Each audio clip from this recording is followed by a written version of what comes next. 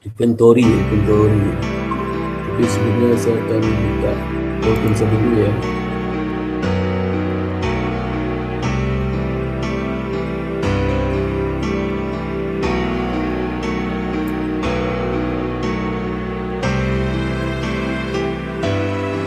Dia udah kelihatan, udah ada semua. Sudah kelihatan Pak. Sudah Pak.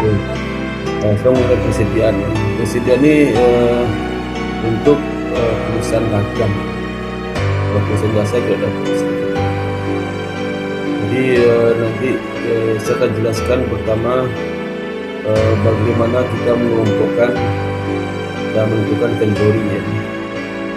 Yang kedua bagaimana penerapan metode cost pro ya dalam menghitung harga pokok inventory akhir dan harga pokok penjualan. Karena dampak keuangannya kemana aja? Kalau sedang hitung ya, sedang hitung misal sedikit produk, dampaknya kemana?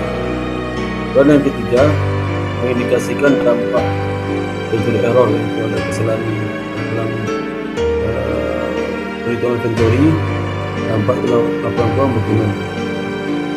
Dan menjelaskan mengenai penyajian inventory laporan keuangan karena analisis inventory. Yang pertama kita bahas mengenai bagaimana sih kita mengelompokkan dan menghitung menentukan inventory itu. Jadi klasifikasi dan penentuan inventory ya. Kalau perusahaan ada kan 3 jenis perusahaan ya. Itu perusahaan jasa, perusahaan dagang, manufaktur, pabrik ya, aplikasi. Itu 3 jenis itu. Kalau jasa nggak ada inventory, yang ada itu merchandise, perusahaan dagang, dan perusahaan yang publikasi, manufaktur itu publikasi. Jadi kalau perusahaan dagang itu kelompoknya satu aja, itu merchandise inventory. Kalau bahasa Indonesia istilahnya persediaan barang dagang. Nah, kalau pabrik ya, kalau pabrik itu persediaan itu ada 3 kelompok. Nanti sudah akan baca di cost accounting. Cost accounting semester 3. Kalau saudara bisa akuntansi ya, bisa manajemen juga belajar. Manajemen cost accounting juga belajar. Jadi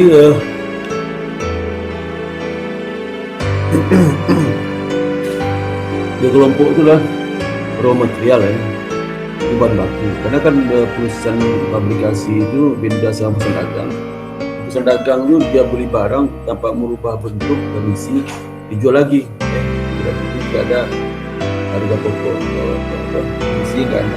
Kalau perusahaan publikasi itu beli barang, diolah, merubah bentuk isinya, dijual lagi ya, jual lagi. Makanya barang dibeli itu ada bahan baku, diolah ya, diolah jadi barang jadi. Maka ada 3 kelompok persediaan di dalam perusahaan manufaktur. Ada persediaan raw material, bahan baku langsung ya, yang belum dipakai ya. Dan ada juga persediaan work in process, barang dalam proses. Jadi saat menyusun laporan keuangan itu barang tersebut belum selesai, belum finish ya, tapi sebagian besar dia fungsi sudah serapnya, itu work in process. Yang 3 barang sudah jadi di pabrik ya, masuk ke gudang, siap untuk dijual, receipt good ya, barang jadi ya. Nah itu klasifikasi. Bisa melaporkan semua inventory di laporan keuangan masuk kelompok current asset ya, current asset. Laporan keuangan. Di laporan keuangan kelompoknya current asset. Aktiva lancar ya, bukan aktiva non lancar ya. Orang penentuan kuantitas inventory ya. Jadi fisik inventory itu untuk menghitung inventory secara fisik ya, diperlukan ada 2 alasan. 2 alasan kenapa perlu cek opnam ya. Cek opnam itu adalah cek lapangan fisik. Kenapa diperlukan? Jadi kenapa bukan harus dihitung persediaan itu di reel ke gudang ya. Dengan dua alasan. Pertama, ini terkait dengan sistem pencatatan persediaan itu. Akuntansi itu ada dua sistem pencatatan persediaan yang bisa dipilih ya. Itu perpetual system, yang kedua product system.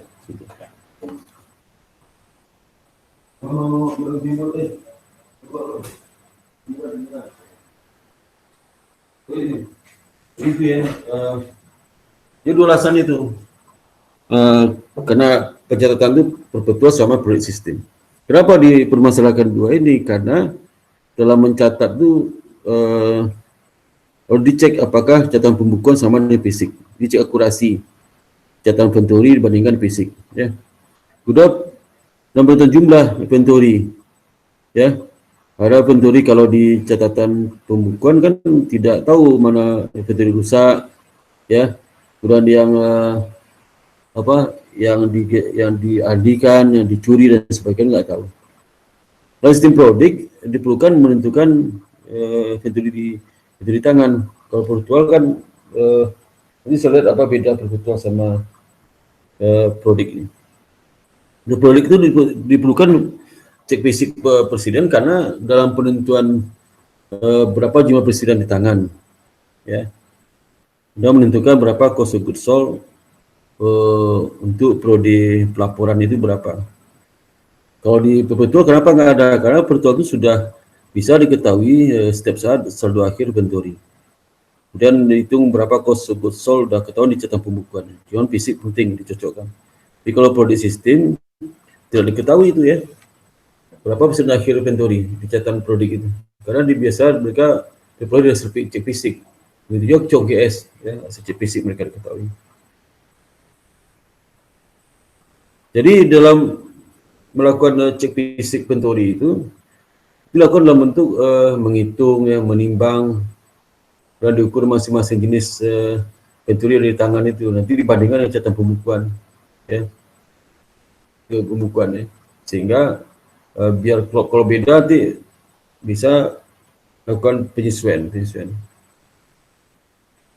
Yang berikutnya, bagaimana kita menentukan apakah presiden barang itu milik perusahaan atau tidak ya? Tidak. Jadi apakah presiden itu milik perusahaan atau tidak, itu sudah milik pihak ketiga, itu sudah milik masih milik di supplier, vendor, ya, atau udah milik dari pembeli ya, bisa juga ya. Atau customer ya.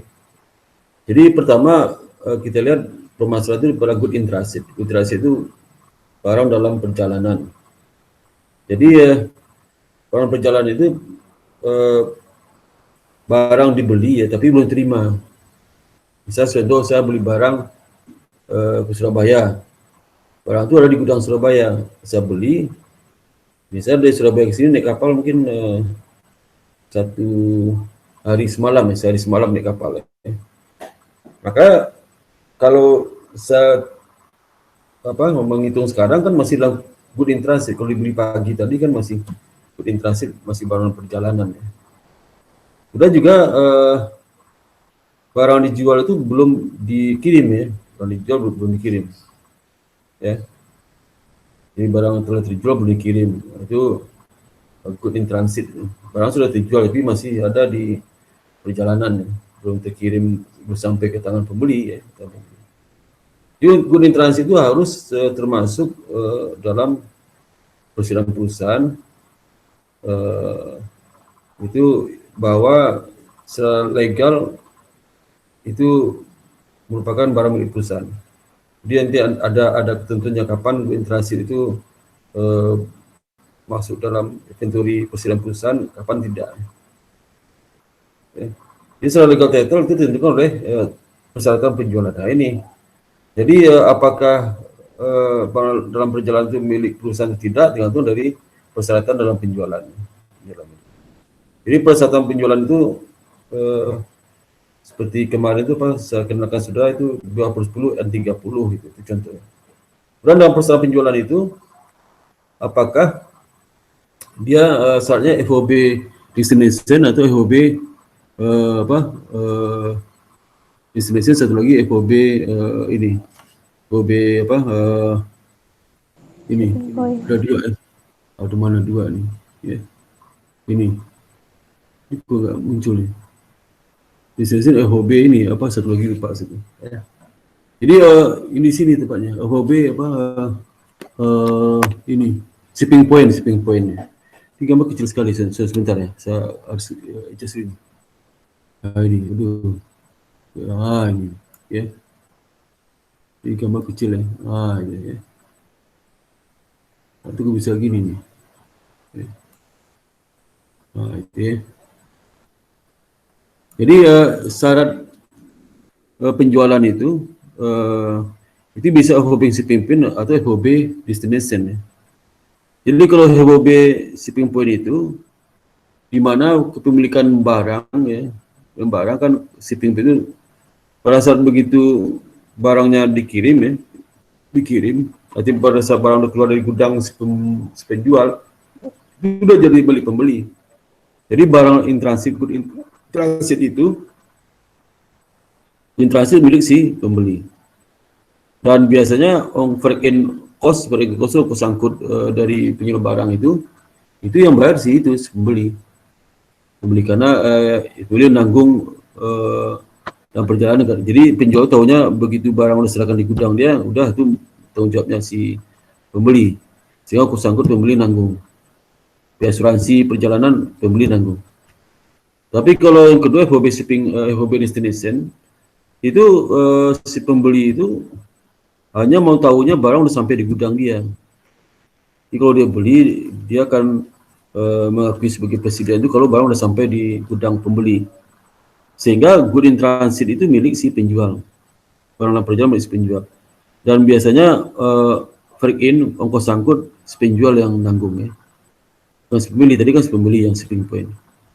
Terus asuransi dalam perjalanan yang nanggung itu si penjual.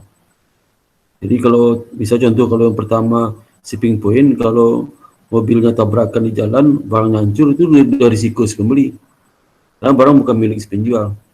Tapi kalau FOB destination dalam perjalanan dia tabrakan hancur barangnya, maka itu risiko dari si penjual. Si pembeli tidak belum mengakui persediaannya, sehingga si pembeli bisa nuntut supaya barang diganti.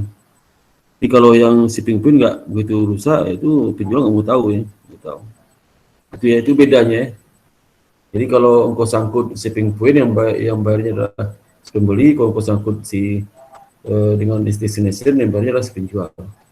Kemudian juga sehingga perpindahan hak itu kalau di shipping point perpindahan hak barang itu pada saat barang keluar dari gudang si penjual. Kalau destination perpindahan hak itu terjadi pada barang sudah sampai di tangan di gudangnya pembeli. Ya, itu artinya. Ya. Sehingga kalau dalam shipping point, good in transit itulah milik dari presiden, good in transit milik dari penjual. Tapi kalau destination, good in transit barang perjalanan itu masih milik si pembeli. Nah, bagaimana kalau barang itu konsinyasi, consigned goods atau barang konsinyasi? Konsinyasi itu bahasa lainnya adalah titipan ya. Jadi kalau saudara buat kerupuk di rumah dijual ke toko-toko, titip aja dulu ya, titip. Nanti kalau sudah dijual baru si pemilik toko itu ngasih uang ke saudara. Ya. Nah, pada saat barang itu belum terjual di toko itu barang itu milik si penjual ya, bukan milik toko itu. Jadi misalnya contoh saya taruh barang saya 100 kerupuk di toko. Saya bikin laporan akhir bulan, masih ada sisanya 30 kerupuk. 70 kerupuk sudah diganti oleh si pembeli, sudah disertakan uangnya. Dan 30 kerupuk belum, maka belum terjual. Nah, 30 kerupuk itu saya akui sebagai presiden akhir saya. Karena apa? Karena consignment good itu masih barang titipan yang dimana si itu konsinyasi sebenarnya titipan. Ya.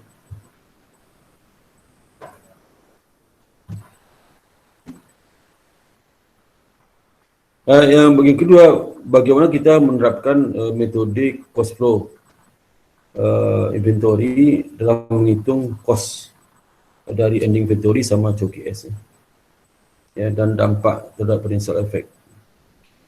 Kita lihat inventory method financial effect. Apa dampak metode itu harga pokok dengan financial effect? Jadi inventory itu dihitung berdasarkan cost ya, cost.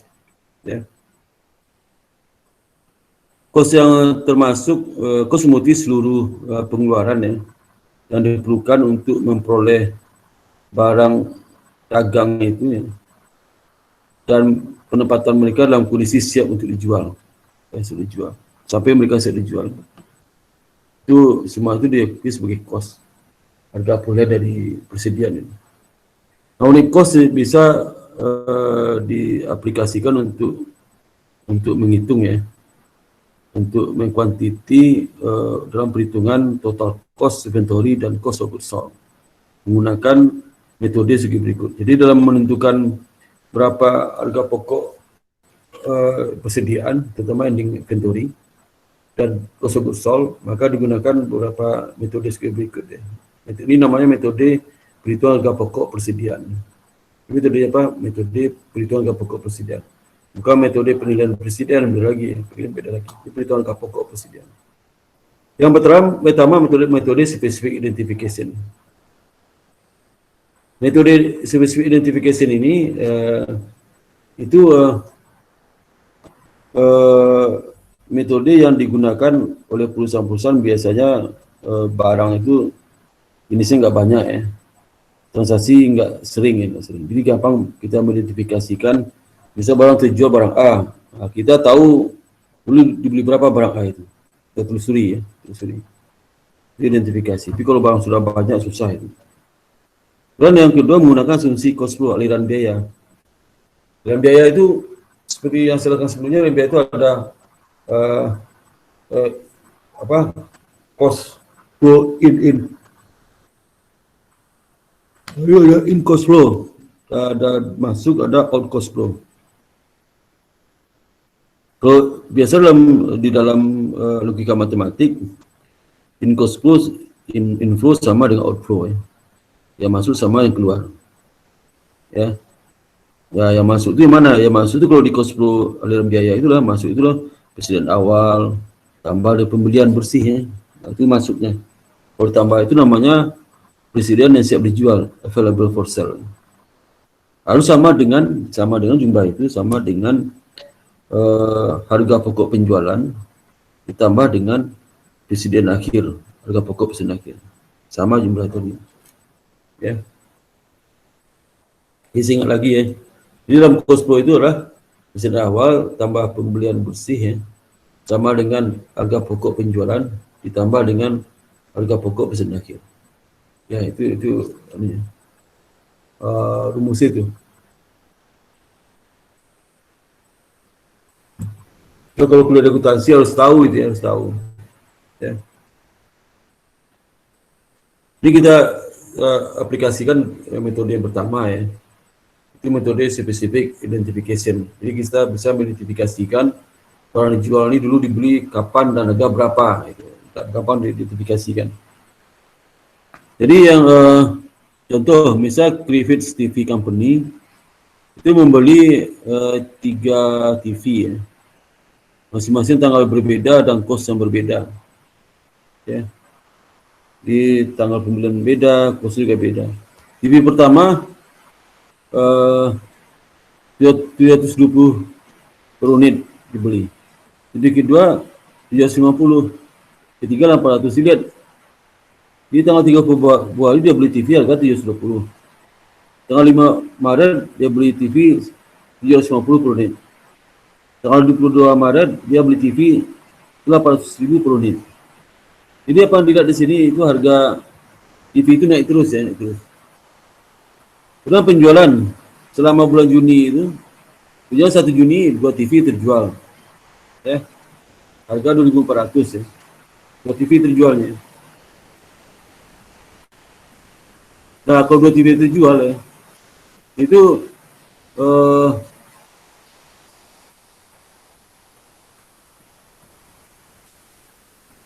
itu harganya per unit 1.200, kalau 2 kan 2.400 ya. Jadi kita perhatikan kalau saya beli beli TV 3, saya jual satu. Ya. Penjualan yang satu itu bisa kita identifikasikan. Berarti pembelian yang kapan nih? Pembelian kapan? Jadi misalnya ini pembelian yang 750 ya, 750. Ya, 750. Jadi jika mereka jual TV, itulah TV yang dibeli tanggal 3 Februari, 3 Februari ini kan, 3 Februari, ya. Dan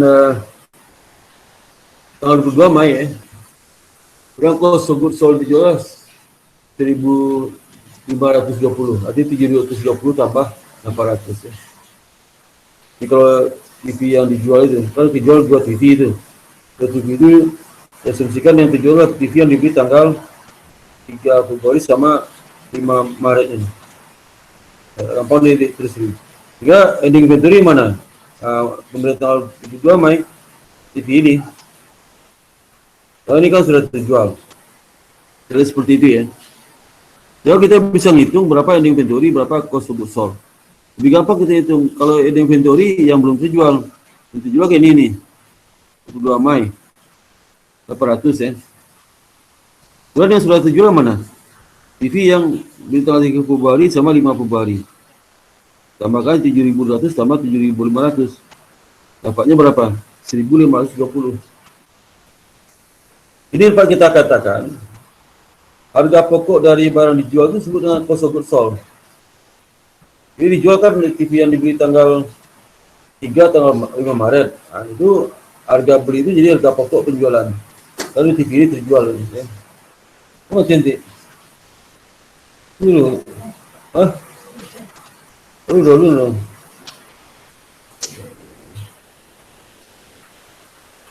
Jadi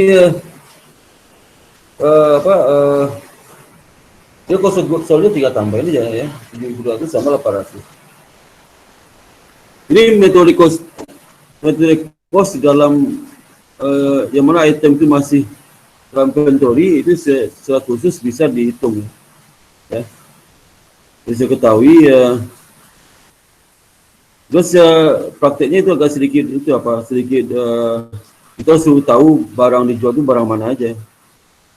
Tapi kadang pengunjung kalau barang sama ya, tapi tanggal pembelian beda, itu susah mengidentifikasi kalau banyak ya. Misal Pepsodent itu ada Irak itu ada 100 unit. Nah pengunjung ambil terserah dia aja mengambil mana.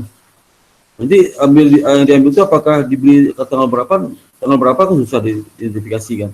Nanti nggak bisa dipakai spesifik identifikasi. Tapi kalau gampang identifikasikannya, itu belum bisa. Jadi banyak perusahaan memakai asumsi cost flow untuk unit yang mereka jual karena kesulitan dalam mengidentifikasikan. Sehingga dalam asumsi cost flow aliran biaya ini, karena sulitnya menentukan barang dijual itu berasal dari barang mana, karena banyak jenisnya, banyak jumlahnya, sehingga metode identifikasi tidak bisa terapkan, maka ada menggunakan asumsi cost flow aliran biaya. Ada 2 asumsi cost flow method itu P5O sama rata-rata. Ya. Jadi cost flow itu tidak diperlukan konsisten secara fisik ya, physical movement dari barang. Jadi contohnya kalau kita jual barang itu harga pokok dari mana? Pakai asumsi, apakah asumsi first in first out atau asumsi average cost. Kalau first in first out adalah barang kita jual itu berasal dari yang masuk pertama. Jadi kalau masuk pertama itu tujuan dulu, padahal kenyataan belum tentu seperti itu. Tapi kita pakai asumsi. Jadi kalau rata-rata cost barang kita jual itu rata-rata cost dari barang yang sudah dijual. Barang sudah dijual kan seperti persediaan awal tambah pembelian bersih ya. Itu bikin rata-ratanya ya. Rata-rata tertimbang persediaan barang dijual, siap dijual. Ya. Jadi kalau kita jual barang 3 unit dikalikan rata-rata tertimbang tadi. Ini contoh penerapannya, coba saya perhatikan baik ya. Kalau anak SMA mungkin dari SMA IP sudah belajar, tapi SMA IPA belum belajar. Ya. Jadi misalnya ya, di data terkait dengan Elektronik Austro kondenser ya, kondenser. Gitu. Jadi apa ini ada tanggal ya, ada penjelasan transaksi ya. Ada unit itu juga unit yang dibeli ya, dan atau dijual ya bisa juga. Ya.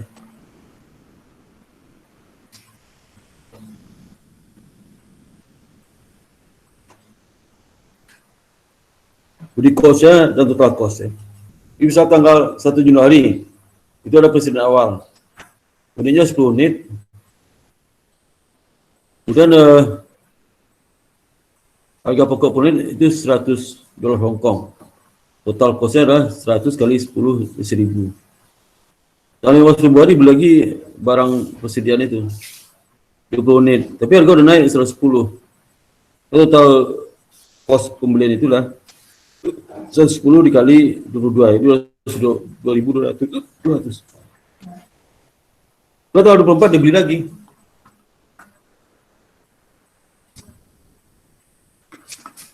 Sudah 30 unit. Harga per unit sudah naik lagi. Jadi 110 naik 120. Totalnya 3.600 ya. 110 kali 30. Lalu 7 November dia beli lagi barang dagang. Harga naik lagi kan harga naik terus ini. Ya. Dan barang 40. Sehingga total harga beli barang itu tanggal 7 November itu kosnya 130 kali 40 dapat 520, 5.200 ya. 100. Sehingga kalau totalkan unit, totalkan dari kos tadi namanya available for sale. Available for sale itu sama dengan presiden awal tambah dengan total pembelian. Jadi unitnya total berapa? 100 unit berarti total unit barang yang tersedia untuk dijual 100. Total cost dari barang tersedia dijual 12.100. Ya. Kemudian dicek ke fisik, dicek di lapangan, oh ternyata ini inventory 45 unit. 45 unit tadi kan dalam cost flow itu beginning inventory tambah total pembelian sama dengan ending inventory tambah dengan harga pokok penjualan. Jadi total aset awal tambah total pembelian itu namanya unit available for sale. Dikurang dengan ending inventory dapat unit terjual.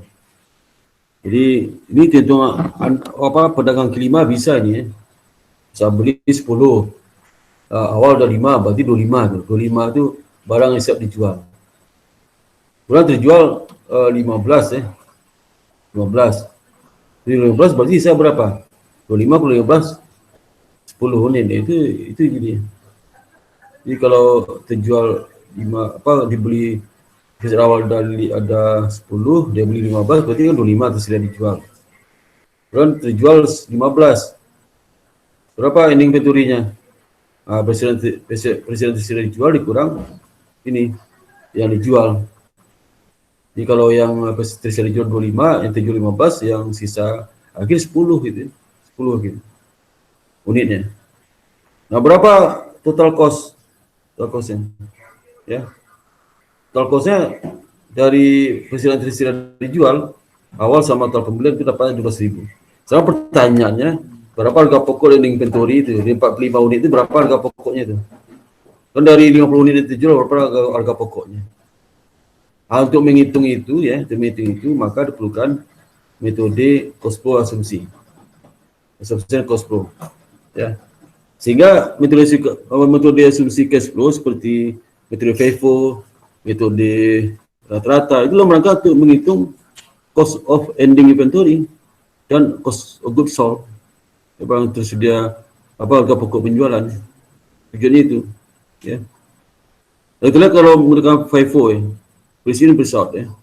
Prinsip result itulah yang masuk pertama, keluar pertama. Jadi kalau saya jual barang sekarang, tahun ini, jadi yang saya jual barang itu berasal dari barang yang pertama masuk. Udah habis di layar pertama, pindah ke layar 2. Habis layar 2, pindah layar ketiga. Jadi pakai layar itu misalkan tanggal pembelian. Ya. Itu misalkan awal. Ngerti nggak? Halo?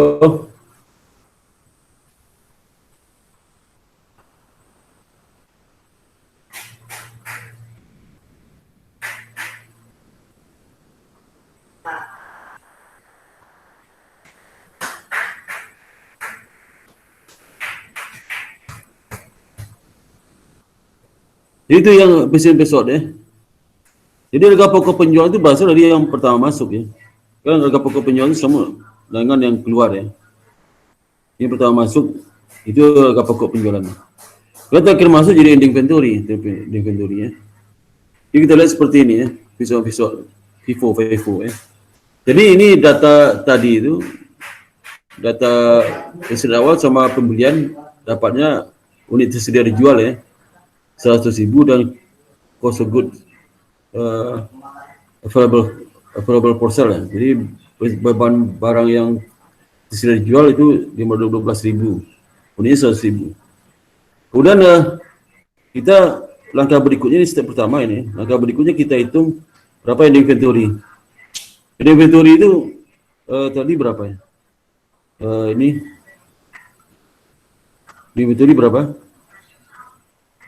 Inventory lah 45 unit ya, 45 unit inventory. 45 unit itu berarti ya, kalau kita pakai FIFO, kita 45 unit nih, ya. Maka 45 unit itu berarti inventory berasal dari pembelian terakhir. Yang terakhir dapat tanggal 7 November terakhir. Karena kalau pembelian pertama sudah dijual kan. Ini inventory yang pembelian terakhir. Yang terakhir apa? 40. Dia kan 45. 45 kan, berarti 40 layar terakhir sudah habis semua, masuk ke 30 layar kedua. Jadi maka dihitung untuk pembelian 7 November itu pesan akhir ada di situ. Kali harga pokok unitnya dapat 5.200. Berarti karena 45, 5 lagi berasal dari pembelian tanggal 24. 5. Harga pokok pembelian 120. Sehingga total cost-nya adalah 600. Jumlahkan ini dapat cost of ending inventory. Ini cost ending inventory-nya. Cost inventory ini berapa itunya? Berapa cogesnya? Jadi kita lihat harga pokok barang tersedia dijual kan 12.000. Dikurang ending ya, kurang ending. Kurang ending dapat harga pokok penjualan. Nah ini ya. Harga pokok penjualan. Ngerti belum? Ngerti nggak?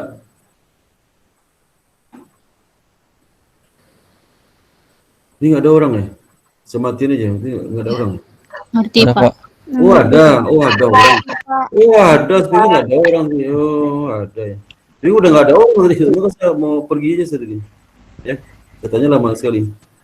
Jadi ya gitu ya. Jadi sehingga kalau kita ketahui berapa endingnya, kita dapat mengetahui berapa harga pokok barang terjual. Jadi barang tersedia jual 12.000 dikurang dengan ending inventory dapat harga pokok barang terjual ya. Gitu. Nah, bagaimana kalau asumsi average cost rata-rata? Jadi alokasi harga pokok barang tersedia dijual ya. Pada basis weighted average unit cost ya yang terjadi. Jadi contoh seperti ini ya. Jadi kita mengaplikasikan weighted average unit cost unit di tangan ya menentukan berapa harga pokok yang inventory. Contoh seperti ini. Available for sale pasti sama dengan sebelumnya. Barang tersedia dijual pasti sama. Jadi unitnya 100, cost-nya itulah 12.000 ini unit dan cost barang tersedia dijual. Dapat di mana?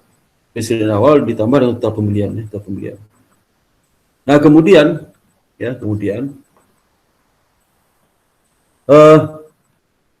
langkah pertama kita hitung ending inventory. Inventory ya. Inventory berapa? Jadi inventory 45 kan, sama dengan contoh sebelumnya. Ini 45 ini 45 datanya. Nah, kalau 45 menggunakan rata-rata, kita hitung rata-rata tertimbangnya. Bagaimana rata-rata timbangnya? Itu cost persediaan tersedia dijual dibagi dengan unit tersedia dijual. Nah, itu ya. Dapatnya berapa itu? Ya. Ini. Jadi 12.000 dibagi 100 dapat 120. Ya. 120 per unit rata-rata cost-nya. Jadi kalau pesan akhir 45 unit tinggal dikalikan 120. Ya. Rata-rata unit 120. Dapat 5.400. Ya 5.400 ini harga pokok tersedia dijual 12.000 ini dikurang dengan cost of goods sold. Ya.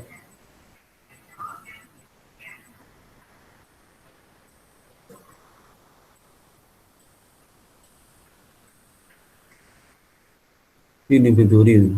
Oh ini ya. Jadi kalau nanti sudah dijual 12.000 ya. Kemudian cost sold dari inventory 5.400 ya. Kita disebutkan inventory-nya nih. Ya. Ini aduh, ini keliru ya. Ini keliru nih ya. Mana tadi itu? Oh, ini website ini.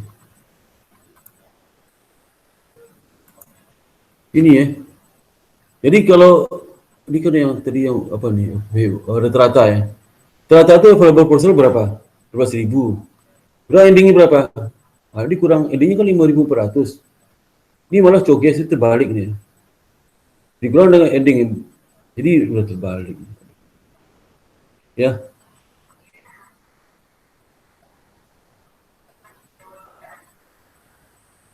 jadi ini kebalik nih. Jadi yang showcase ini cost of goods sold ini harga pokok penjualan 5, ini bukan cost of goods sold tapi namanya adalah apa ending inventory. Ya, ending inventory. Dapat sama dengan COGS itu, aduh ya. Ngerti nggak ini? Halo sudah? Iya Pak. Ngerti nggak? Ini yang salah nih mereka bikin PowerPoint. Salah di mana? Salah di mana?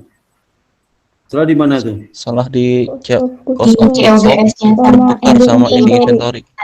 Jadi harusnya cost of goods available for sale dikurang dengan ending inventory 5.400 dapat cost COGS. Jadi terbalik nama itu ya. Di COGS itu dapatnya 6.600 ya COGS. Itu bedanya apa metode dalam biaya dengan FIFO sama rata-rata. Nah, laporan keuangan dan efek dari cost flow method ya. Jadi ini efeknya luar biasa kalau hasil perhitungan ending inventory kan masuk ke persediaan, masuk ke aktiva. Jadi kalau salah menghitung inventory, misalnya inventory-nya terlalu tinggi, itu berdampak kepada total aset ya. Dampak juga pada ini, kepada equity juga naik, ya. Itu juga naik. Karena terlalu tinggi menentukan ending inventory, ya. Lagi kalau ending inventory terlalu tinggi, berarti kan inventory tinggi berarti juga rendah. Rendah juga berarti laba tinggi. Ya. Contoh misalnya ya, misalnya kalau kita bandingkan perhitungan FIFO sama rata-rata, pasti berbeda ya. Kalau di FIFO itu COGS-nya adalah 6.200 atau ending inventory 5.800, 5.800 di sini inventory ya. Mari, nih. Ini yang ending inventory ya, 5.200 ya. 5.200 inventory. Nah, nih. 5.000 berapa nih? Ya. FIFO 5.800 ya, FIFO 5.800 ya. Ini 5.800 FIFO, ini inventory. Kalau dia rata-rata 5.400 ya. Akibatnya kalau 5.400 kan lebih tinggi itu. Ya COGS-nya lebih rendah. Sehingga laba lebih tinggi, ya. Maka FIFO itu laba lebih tinggi bandingkan dengan rata-rata cost. Kenapa? Karena ending inventory-nya beda. Kalau harga naik, ending inventory FIFO lebih tinggi. Kalau inventory lebih tinggi, COGS lebih rendah. COGS lebih rendah, maka profit lebih tinggi ya. Profit lebih tinggi. Itu. Kalau lebih tinggi, maka net income juga lebih tinggi. Ya.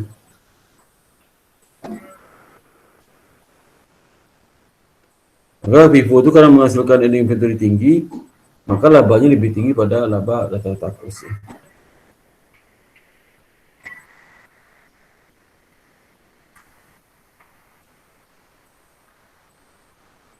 Nah, dalam menggunakan metode inventory cost flow harus konsisten ya, konsisten. Nggak boleh misalnya tahun sekarang menggunakan FIFO tahun depan ganti rata-rata, nggak boleh. Apalagi tujuan untuk menaikkan laba, karena kan berbeda hasil. Di pada saat harganya naik ya, maka net income cenderung lebih tinggi.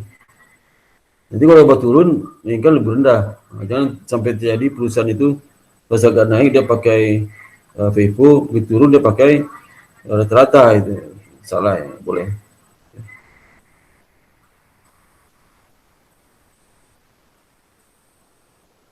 Contoh itu soal. Kemudian terkait dengan bagaimana mendikasikan dan dampak mendikasikan dampak dari kesalahan inventory dalam laporan keuangan. Ya,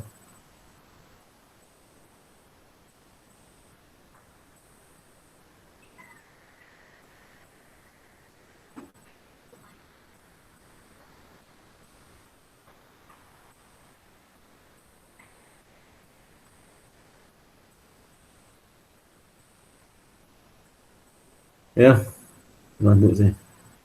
Kemudian dampak kesalahan inventory ya. Jadi kesalahan itu gagal menghitung atau harga inventory secara dengan benar itu menyebabkan dampak juga. Yang itu tidak tepatnya mengakui transfer legal title ke good in transit ya. Jadi kesalahan misalnya dia syaratnya lah FOB destination kan sampai tujuan kan, tujuan, sehingga kalau si penjual tidak mengakui good in transit sebagai presiden, dia salah kan, itu harus kan diakui kalau shipping point destination. Kalau shipping point good in transit itu diakui ya oleh penjual, tapi kenyataan tidak diakui, itu salah juga. Dan dampak error kepada income statement seperti apa dan kepada laporan posisi keuangan seperti apa dampaknya. Kita lihat contohnya. Jadi kesalahan error itu berdampak kepada perhitungan cost of goods sold dan net income di dua prodi, ya, setelah dua prodi dampaknya. Ya. Jadi karena apa? Karena kita tahu dalam aliran biaya itu ada presiden awal, presiden akhir. Jadi kalau tahun ini presiden akhir, presiden awal tahun depan, ya. Jadi kaitan dengan tahun depan.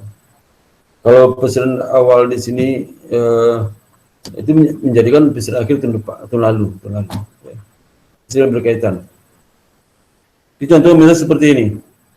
Jadi kalau seandainya beginning inventory terlalu rendah disajikan, ya, berarti kan variable cost rendah. Variable rendah, dampaknya apa? Showcase rendah. Itu laporan laba rugi tinggi. Makanya di sini kalau first step beginning inventory, showcase-nya rendah. Nah, income-nya tinggi seperti itu. Ya. Kalau first step beginning, kalau begini saldo awal beginning inventory terlalu tinggi, ya, akibatnya apa? Kalau tersedia dijual kan terlalu tinggi. First step. Kalau terjual terlalu tinggi, akibatnya harga pokok penjualan pasti tinggi. Kalau tinggi sehingga laba rendah. Nah, sebesar selisih. Kalau inventory terlalu rendah, ada step ya, ending ya. Terlalu rendah, dampaknya lah showcase-nya terlalu tinggi. Kalau terlalu tinggi, ya, laba terlalu rendah, ya, terlalu. Di cost of goods sold terlalu tinggi, laba income terlalu rendah. Kalau first step ending inventory, kalau sedang akhir itu terlalu tinggi ya, itu tinggi. Sehingga betul tinggi, maka showcase itu rendah.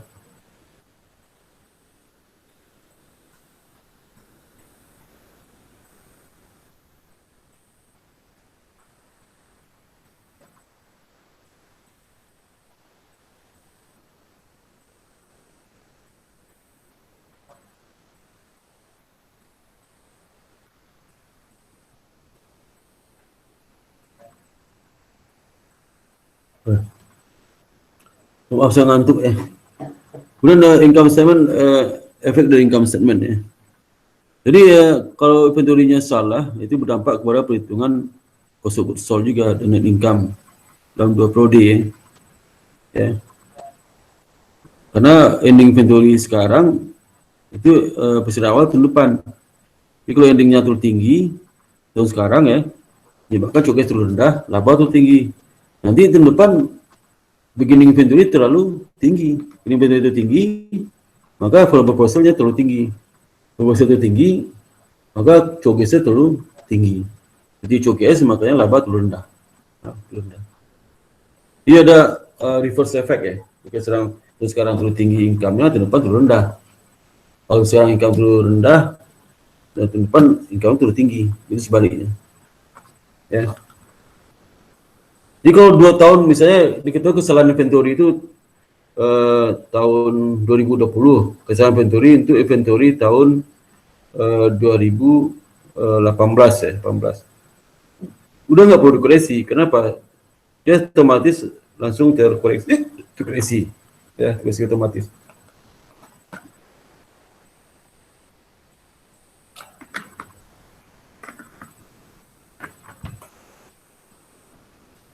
Ini contohnya, ya, dampak income statement-nya. Di tahun 2019 ya, kita menemukan ada kesalahan ya. 12.500 ending inventory harusnya 15.000. Posisi 3.000 terlalu rendah. Jadi ending inventory terlalu rendah 3.000. Akibat terlalu rendah 3.000 itu showcase-nya terlalu tinggi 3.000. Kalau showcase terlalu tinggi 3.000, akibatnya laba brutonya terlalu rendah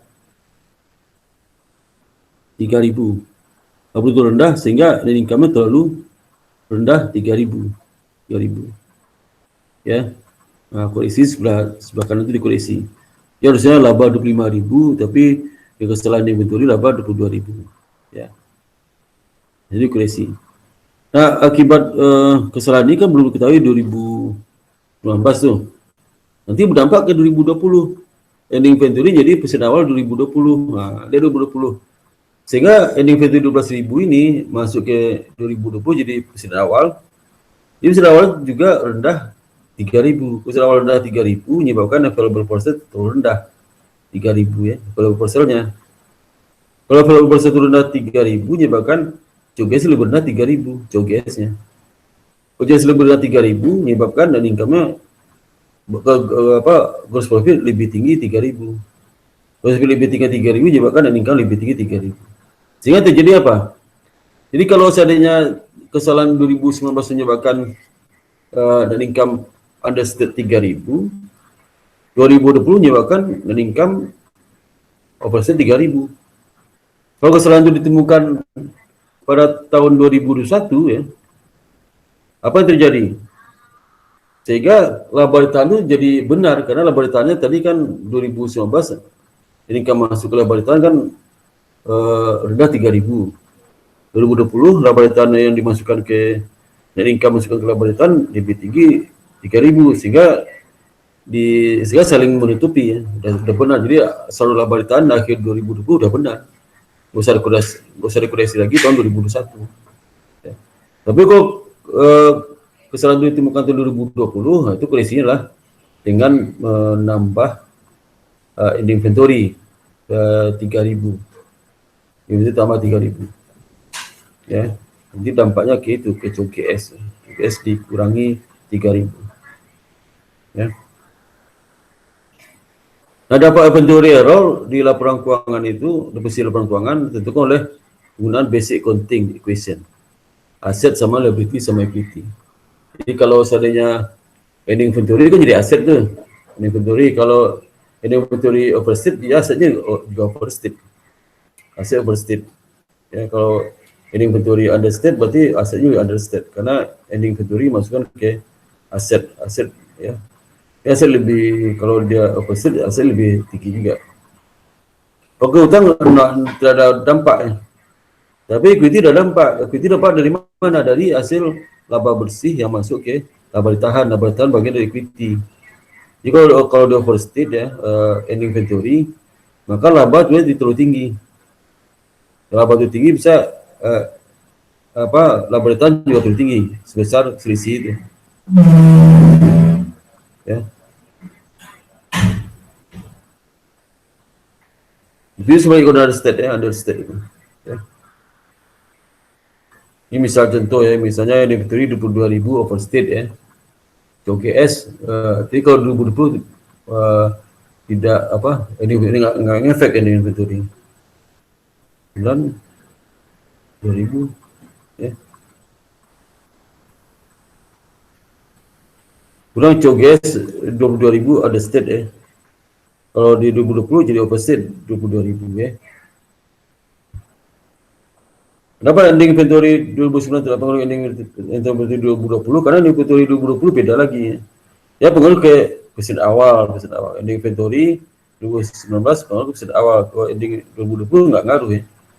Kalau equity, kalau overstate, kalau karena ending inventory overstate, maka cogesnya kan lebih rendah, sehingga laba lebih tinggi sebesar selisih itu. Ke 2020 dapat apa? No efek, ya, equity, ya. Ke equity tidak ada pengaruh. Ya. Kenapa? Karena sudah otomatis sudah benar ya, equity lah bentuk labarita. Jadi seluruh labarita laki 2020 itu otomatis sudah benar ya. Sekarang menjelaskan bagaimana penyajian laporan keuangan, penyajian inventory di laporan keuangan. Jadi gimana analisis inventory? Jadi seperti kita ketahui, dia sebenarnya di kelompok karena aset ya, karena aset. Kemudian kalau cost of goods sold dilaporkan di dalam income statement dalam bentuk sebagai pengurang dari sales, jadi dapatnya laba bruto. Ya. Nah, ada juga yang perlu harus di-disclose terkait dengan penyajian inventory itu di laporan keuangan itu ada apa? Ada 5 jenis ya. Satu, laporan keuangan, yang kedua income statement, yang ketiga perubahan equity, yang keempat cash flow, yang kelima itu disclosure. Nah, disclosure itu yang di sini harus diungkapkan. Pertama adalah major inventory classification. Apa klasifikasi dari presiden? Yang kedua basic accounting. Apakah ini basic accounting terkait dengan penilaiannya? Penilaian dia apakah disilakan menggunakan cost saja atau lower cost not receivable value. Jadi kalau dia cost saja berarti hasil perhitungan dari LIFO itu langsung masuk ke neraca. Tapi kalau menggunakan konsep CNRV, lower cost not receivable value, maka dijelaskan itu ya. Sehingga inventory di neraca itu bisa nilai sama dengan harga pokok, tapi bisa juga beda kalau harga pasar lebih rendah dari harga pokok. Ada costing method, dijelaskan di disclosure itu. Bagaimana metode perhitungan harga pokok presiden? Akan menggunakan FIFO rata-rata atau menggunakan identifikasi khusus ya. Jelaskan di situ. Bagaimana implementasi lower cost or net reserve value ya? Jadi pada saat nilai inventory lebih rendah dari nilai costnya, artinya harga pasar inventory lebih rendah pada harga pokok. Maka perusahaan harus breakdown, mengurangi inventory menjadi net reserve value. Bisa jatuh inventory-nya 800.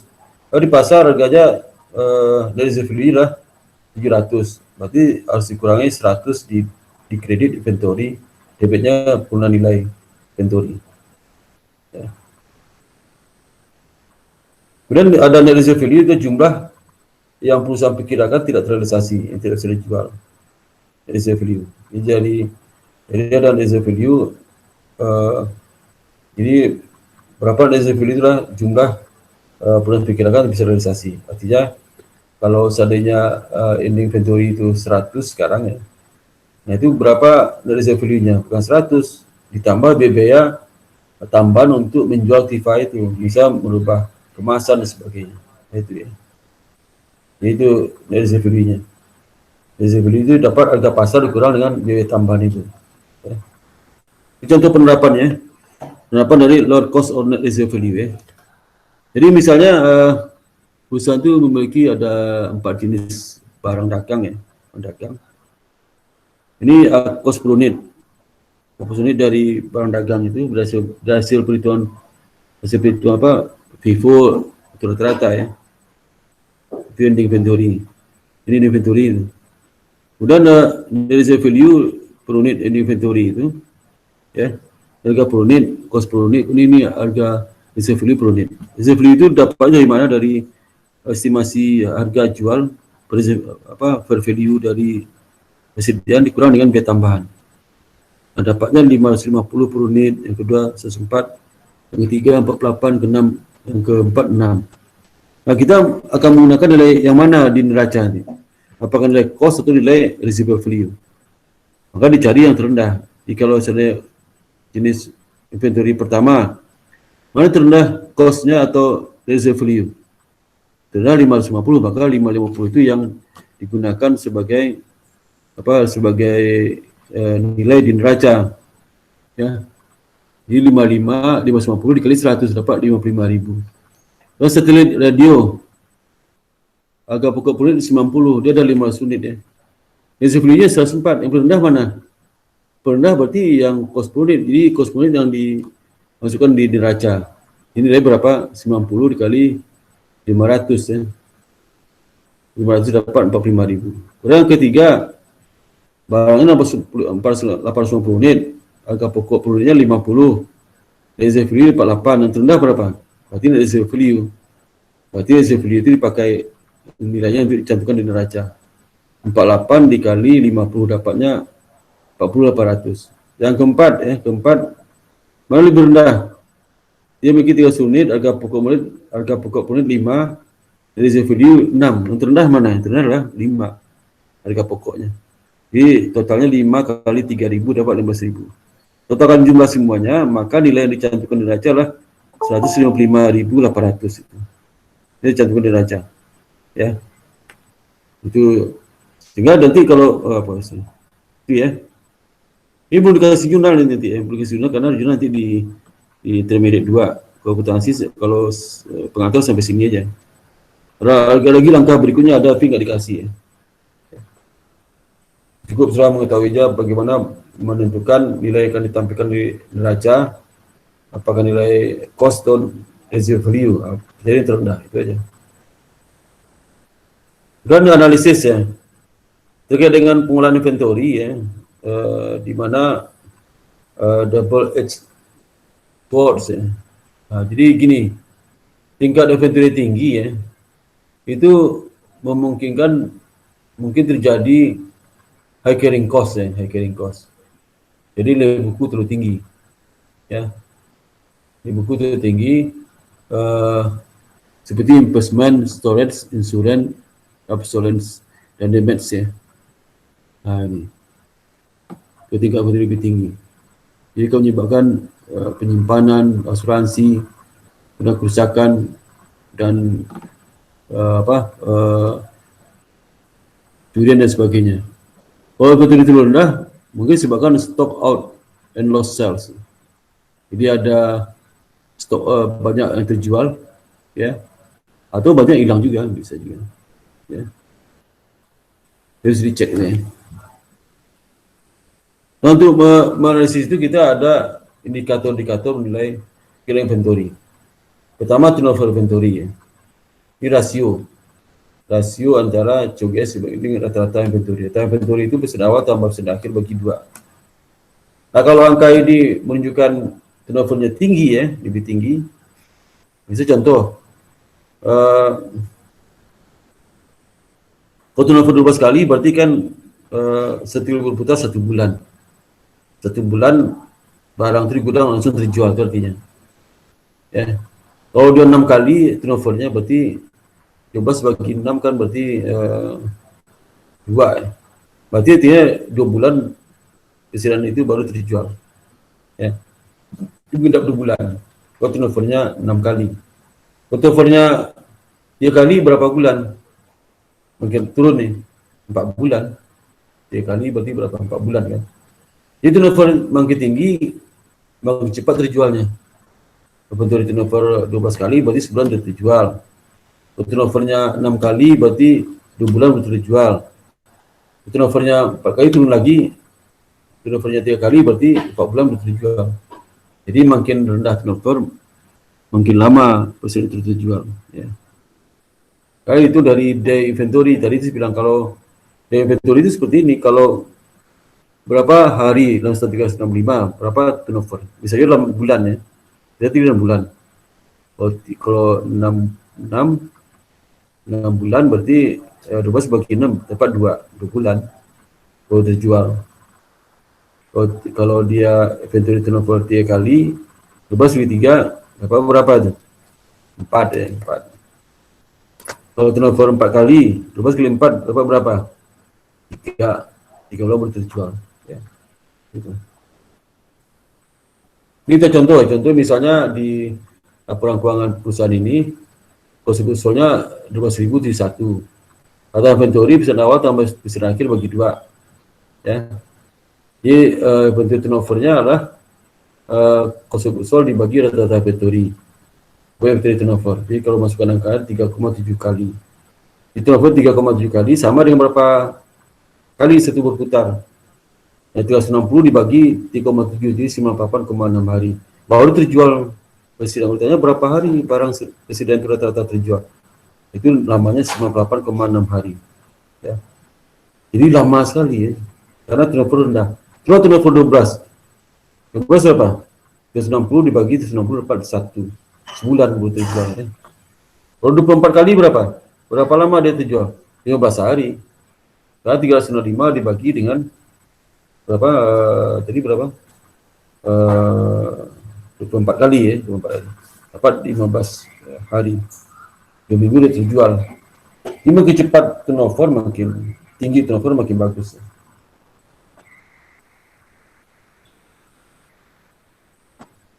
Contoh ya, ada persediaan venue, cost OGS, inventory, kita bisa menghitung berapa inventory turnover 2019. Dapatnya 31 COGS dibagi dengan data inventory. Data inventory berapa 2019 itu? Itu 290 ditambah 210 bagi 2. Dapatnya lah 4 kali ya. Berapa hari itu putar? Ya. Kalau yang 2020 itu 7 kali. Ya. Yang data yang ada. Kemudian lama hari berputar apa? 2019 lama berputar 1,3 hari. Kalau yang 2020 22 1 hari, malah lebih cepat yang 2020 karena turnovernya lebih tinggi 7 kali. Sehingga presiden itu terjual setelah 52,1 hari baru terjual. Kalau yang turnover cepat, turnover lebih rendah 4 kali, presiden terjual selama 1,3 hari. Sama pertanyaannya, kalau sudah jadi pedagang, suka yang mana nih? Halo, suka yang mana? Turnover 7 kali atau 4 kali?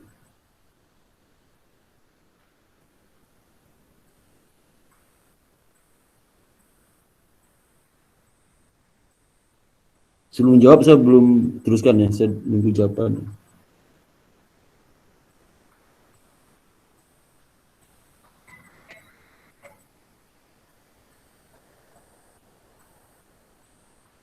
Sudah tidur semua nih. Ya, saya selesaikan aja sini. Ya. Ke sini sudah tidur semua ya, nggak ada yang nggak dijawab pertanyaan saya. Ya, sudah tidur semua itu. Parah banget. Ya. Jam 7, Pak. Ada lama banget ya. Jadi saya cukup demikian kuliah hari ini ya. Cukup sampai di sini. Nanti pendek sudah baca aja, ini ada berapa lama lagi nih? Ada 6 halaman lagi, sudah baca lagi 6 halaman. Okay. Sekarang ya kita tutup dulu ya, hentikan dulu. Maaf, Pak.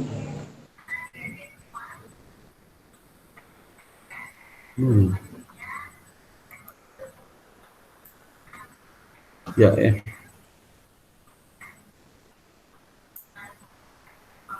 Sudah banyak ngeperhatiin ya.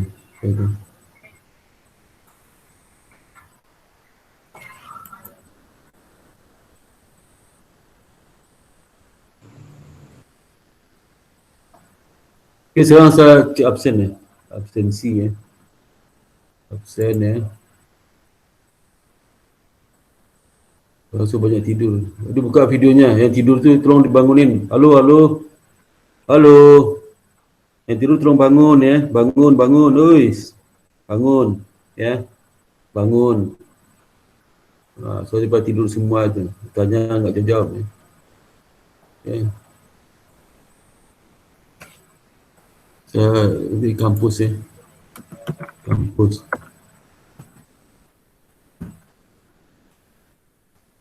Kampus.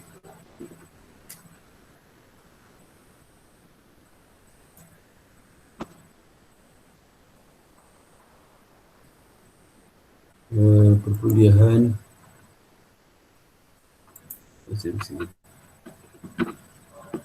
Yang terbuka nanti satu ya.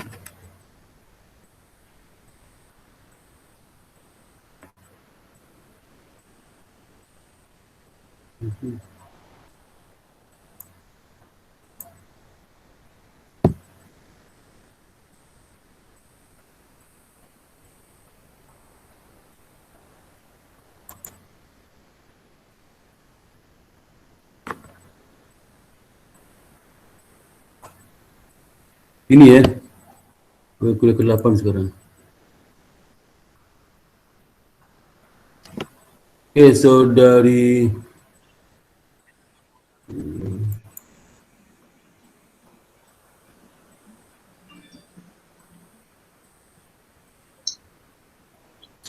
Unik mana Unik?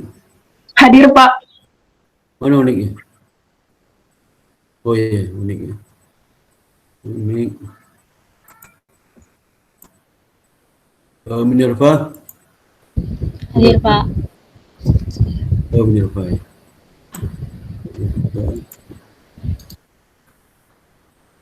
Dinar? Dinar ada? Dinar? Nggak ada Dinar. Hadir, Pak. Mana Dinar? Oh iya. Dinar. Kemudian Safira. Hadir, Pak. Mana Safira? Ya, Pak. Oh iya. Safira. Kemudian Safa. Safa mana? Hadir, Pak. Oke. Hadir. Safa ya. Kemudian Muhammad Hafiz. Muhammad Hafiz. Pak. Hadir. Hafiz ya. Hadir. Ya.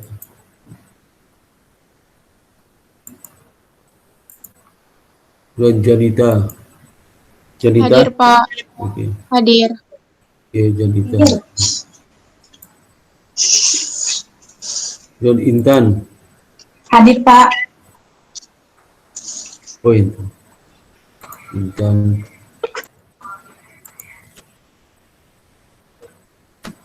Dofan mana? Dofan. Hadir, Pak. Hadir, Pak. Nah, Hadir, Pak. ya, sip. Dofan. Kemudian Zahra. Hadir, Pak. Mana Zahra? Oh ya, Saya, Zahra. Pak. Lagi di jalan, ya? Lagi di IBS, Pak. Oh, di acara penitia, kamu penitia? Iya, Pak. Saya udah cek ke Bapak untuk surat izinnya. Iya, ya. Oh, kamu izin tadi itu ya? Iya. Iya, iya. Udah sampai sampai jam berapa di kampus? Nggak tahu, Pak. Ini masih gladi. Gladi gimana sih sebelumnya saya baru besok datang kampus. Gimana gladi apa itu? Kayak kamu udah dipasang tuh apa yang layar gede itu udah dipasang? Udah, Pak. Semua. Tinggal dekornya hari Jumat. Tinggal dekornya. Waduh, jaga kesehatan ya. Ya, jangan buka-buka jangan dibuka Iya. maskernya. Kasih Iya, cuci tangan ya. Cuci tangan. Iya, Ya. Pak. Siap. Ya. Iya, Pak. Ya. Ya, supaya sehat. Makasih, Pak. Berapa orang ikut penitia sini di kelas ini? Di Zara berapa orang lagi? Satu doang, Pak, yang angkatan 2020. Kamu Zara ditunjuk sama seniornya ya? Sama Kak Ijo, Pak. Apa? Sama Kak Ijo. Oh, kamu daftar. Iya, dipilih sama Kak Ijo, Pak. Oh, Kak Ijul beli. Oh, Kak Ijul. Iya, Kak Ijo. Kak Ijul itu masih bujangan itu, ya. Masih bujang, masih perjaka ting-ting ya. Belum dapat jodoh dia. Kalau ada yang mau silakan tuh ya. Ada di kelas ini kalau ada mau silakan Bang Ijul. Waduh, itu angkatan pertama Bang Ijul itu. Dulu saya ledek terus. Kok kamu nggak dapat cuma istri sebenarnya? Kalau udah Iya, mau Pak. boleh ya. Ya, baik orangnya itu, orang Makassar itu ya. Bang Ijo orang Makassar. Baik orangnya, sekarang itu belum dapat jodoh. Baik banget ya, Bang Ijo ya. Kemudian berikutnya ini Zahra ya. Ini Andini. Ini mana? Saya Pak. Oh ya Andini ya. Andini. Kemudian Satria. Hadir Pak, hadir, hadir. Ya, Saya sip. Pak. Ya, sip. Kemudian Khairunusa, Khairunusa, Khairunusa. Saya Pak. Mana? Hadir. Hadir. Oh ya Khairunusa ya. Panggil Nisa ya. Panggilan siapa Nisa? Caca Pak. Caca. Oh bukan. Ya. Oh baru sekali ini nama Khairunnisa panggil Caca ya. Saya ponakan saya juga Khairunnisa panggil Nisa. Ya. Dia nggak ada kan nih? Udah nggak ada. Si Dea. Hadir Dia mana dia? Saya Pak. Oh dia. Ya. Dia kepala wajahnya coba angkat ke atas sedikit. Wajahnya. Dekat sebentar. Oh gitu ya. Ya. Takutnya nggak punya muka gitu. Buka satu buka. Oh ada wajahnya. Ya ya. Udah Fitriana. Hadir Pak. Oh ya, sip. Fitriana. Kemudian Faizah. Faizah mana? Isi Faizah. Ya. Faizah hadir. Kemudian Adara. Saya Pak. Dara hadir. Oh ya, sebelah kanan Adara ya. Adara. Kemudian Fakhruddin. Fakhruddin. Ya. Kemudian Dewi. Hadir, Pak. Dewi mana? Saya. Oh ya, gelap sih wajahnya nggak kelihatan. Gelap. Kamu belakangi cahaya ya? Nggak nyalain lampunya, Pak. Hah? Dan nyalain lampunya. Oh iya, ya maka gelap, nggak kelihatan, hitam aja. Kemudian di si Yuli ya, Dewi Ratna. Di Marcella. Hadir Pak. Mana Marcella? Mukanya mana nih? Hadir Pak. Diangkat lagi, buka dikit, diangkat. Oh iya. Marcella. Kartika mana? Kartika ada? Kartika nggak ada ya? Ada Pak, hadir. Mana? Hadir Pak. Oh ini nih ya. Ya, nggak dengar sih. Balkis mana? Balkis nggak ada. Balkis nggak ada ya. Balkis nggak apa? Bapak Baki sinyalnya jelek dari tadi keluar masuk. Ada dia. Mana? Itu saya cek itu di dokternya. Balkis mana? Balkis. Aduh, ini nomor NIM. Bisa cari nama saya di depannya nomor NIM. Jadi nomor NIM karena nama hilang. Mana Balkis? Berapa NIM-nya itu? Enggak ada nama sini.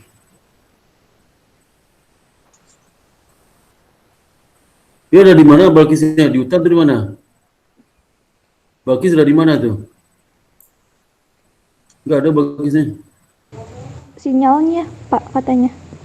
Ya orangnya nggak ada nih, nggak ada orangnya. Beberapa Balkis ada nih. Unik, Minerva, Dinar, Safa, Muhammad, Jadita, Intan, Dofan, Zahra, Keluar masuk, Pak, katanya. Aldi, Dea, Fitri, Adara, Fakhruddin, Fakhruzi, Dewi, Marcella, Ketika, Nia, Latifah, Donita, Faizah, sama Safira. Mana orangnya? Seka mana nih? Seka? Oh, Udah nggak nggak ada. di IBS, Pak. Sama di IBS, Pak. Ini si Nia. Nia mana? Nia izin Pak, katanya lagi berduka. Oh iya tadi ya, yang omnya meninggal itu ya? Iya Omnya Pak, meninggal. Pak D-nya. Pak D-nya. Pak D seomnya beda. Pak D sama om beda nggak itu? Nggak tahu Pak. Nggak tahu. Pak D itu posisi sama kayak om gitu ya. Saudara ibu, saudara bapak, itu Pak D. Latifa. Latifa mana? Hadir Bapak. Mana? Hadir. Oh iya. Ya, Latifa. Donita.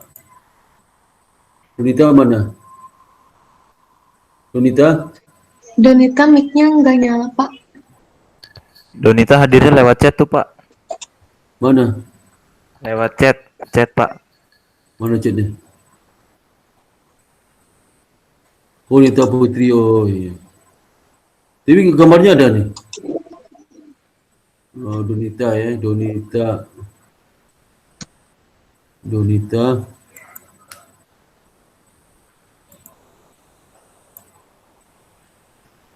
Oke, ada lagi yang belum dipanggil namanya. Ya, Pak Balkis hadir ya Pak. Mana Dari Balkis? tadi sinyalnya nggak bisa. mana Balkisnya? Mana Balkis? Tadi saya ngomong siapa? Pak. Yang ngomong siapa tadi? Barusan. Balkis Aisyah Pak. Aisyah. Balkis Aisyah Pak. Oh, ini kamu udah muncul nih, muncul Balkis nih. Baru muncul. Enggak Pak, tadi keluar. Saya udah Oh, WA Bapak, sinyalnya nggak bisa Oh Pak. iya. Ya, Balkis, mana Balkis? Ini ya, Balkis. Iya Pak. Berarti udah hadir semua, nggak ada yang nggak hadir ya? Bagus sekali ya. Oke, bagaimana kemarin tuh UTS-nya? Bisa nggak? Kurang Pak waktunya, Pak. Iya Pak, bener Pak waktunya. Kalau di standar itu, standar ujian itu satu soal itu setengah jam. Kalau nggak cukup itu berarti kurang latihan tuh. Kurang latihan. Dan soal itu setengah jam itu. Di udah standar kalau kamu ikut ujian akuntansi nggak selesai setengah jam berarti nggak bisa berarti itu. Harus banyak latihan ya. Banyak latihan karena kurang cepat itu karena kurang banyak latihan deh. Latihan. Jadi akuntansi itu tidak hanya tahu tapi harus cepat juga. Ya. Cepat juga. Maka sesuatu setengah jam bisa. Jadi itu setengah jam maksimal. Ada satu itu 25 menit, 15 menit ya minimal. Bisa setengah. Maka saya kalau dia 4 soal berarti setengah jam. Jadi akuntansi itu saya nggak pernah lebih 4 soal. Ya. Karena maksimal setengah jam. Jadi kalau nggak bisa setengah jam berarti saudara kurang latihan itu aja latihan. Ya. Kalau soalnya udah sabar semua kan. Tapi soal nyantai, nggak itu soal dibahas, nggak diulang-ulang, yang lain soal lain nggak dicari semacam. Ya. Itu kurang latihan nih. Sama seperti psikotes itu kalau ujiannya nggak ditentukan waktu masih bisa jawabnya semua. Justru waktunya itu penting, ya. Kalau nggak ada waktu kan bisa mikir lama, dapat ya, tanya sama lain bisa. Terus lebih cepat lagi tuh. Maka saya lihat tuh di buku-buku bahasa Inggris itu ada waktu tuh.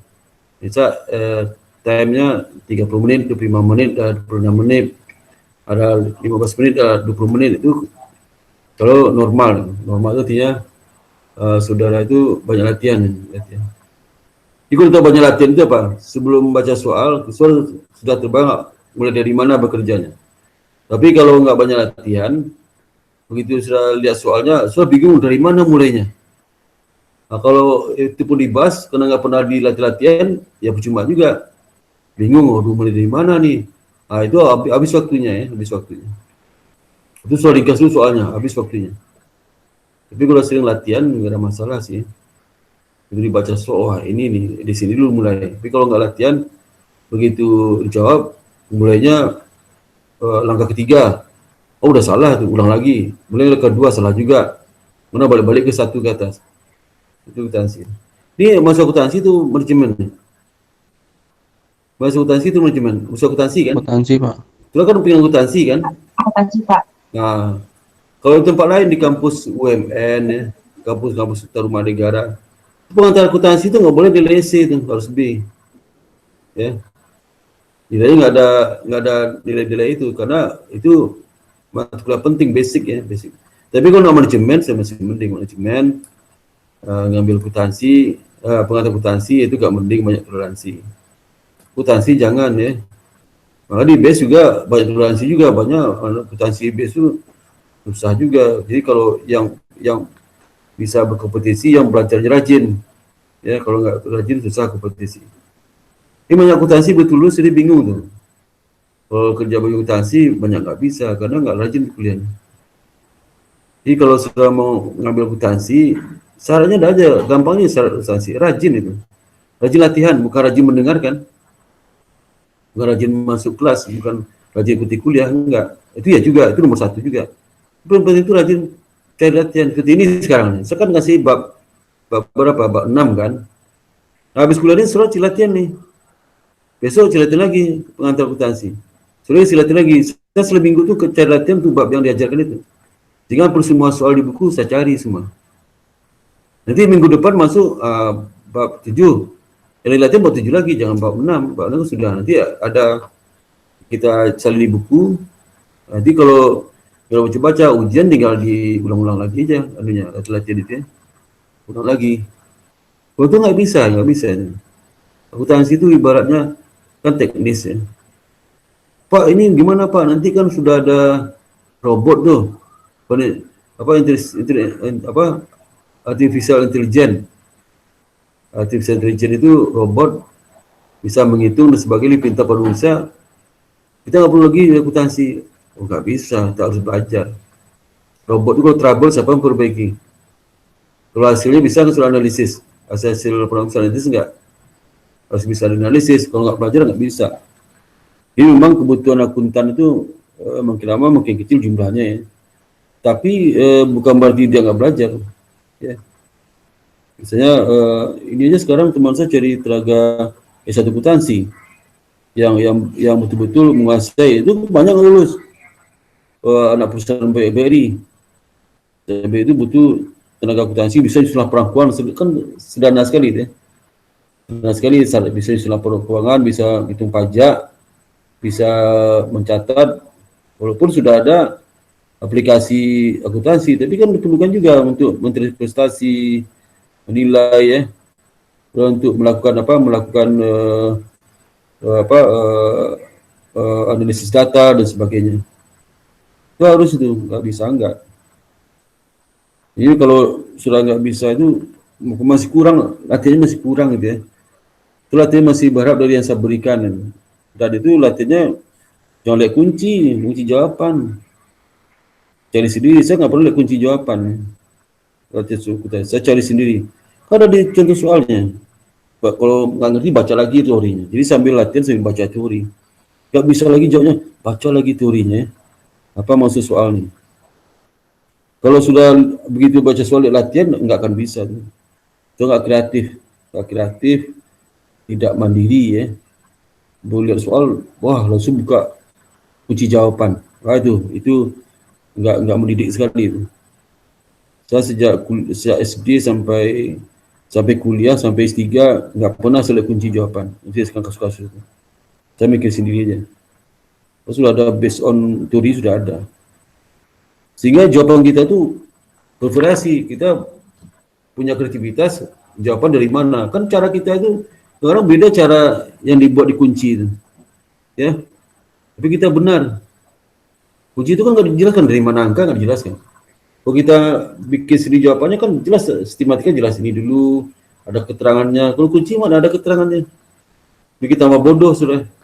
Maka sekarang saya perhatikan, hampir semua akuntansi itu kalau cari soal kunci jawaban. Begitu ujian nggak bisa sama sekali. Nggak bisa sama sekali ujian. Nanti bisa lihat kunci jawaban. Ini malas mikir. Nah, dibacanya, jawaban dibacanya, dihafal-hafal jawaban. Nggak bisa. Kalau sudah nggak ikut latihan sudah.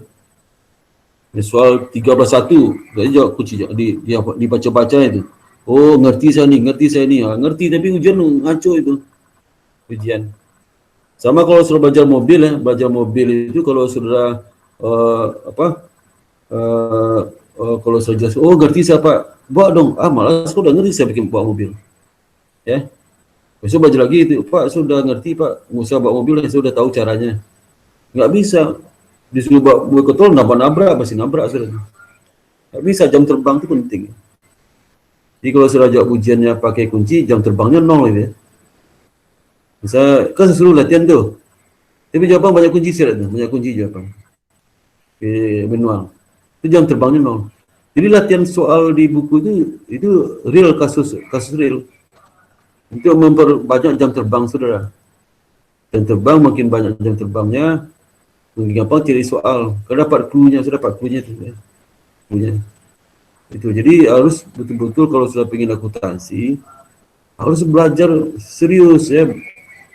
Belajar dipelajari betul akuntansi, karena inti nih akuntansi keuangan itu ya.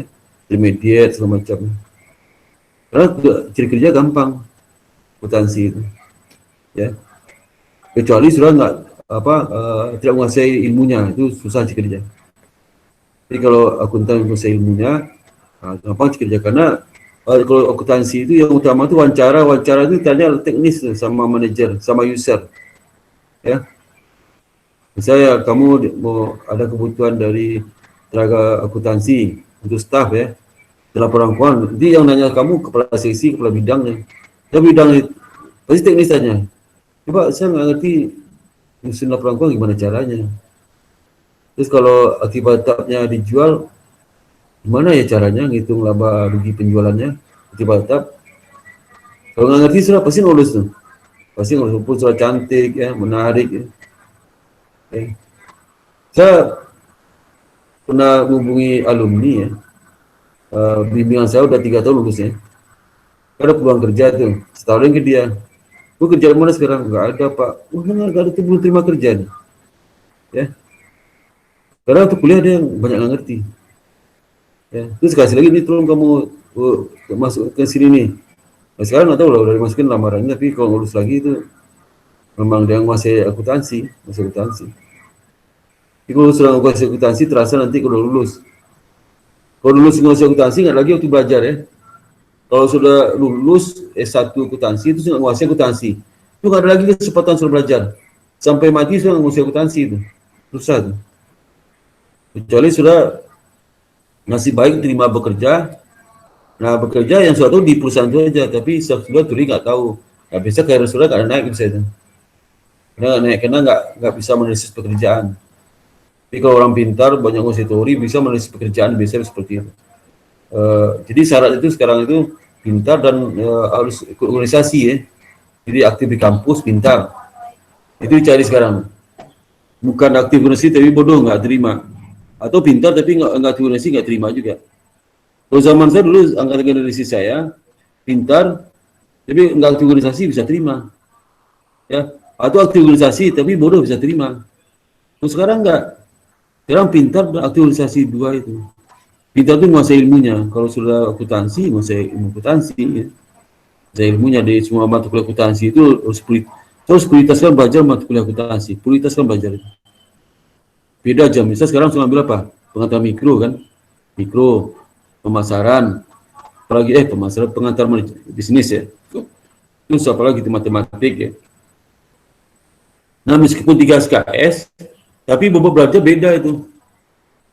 Jam alokasi belajar beda. Lebih banyak alokasi belajar ke pengantar akuntansi.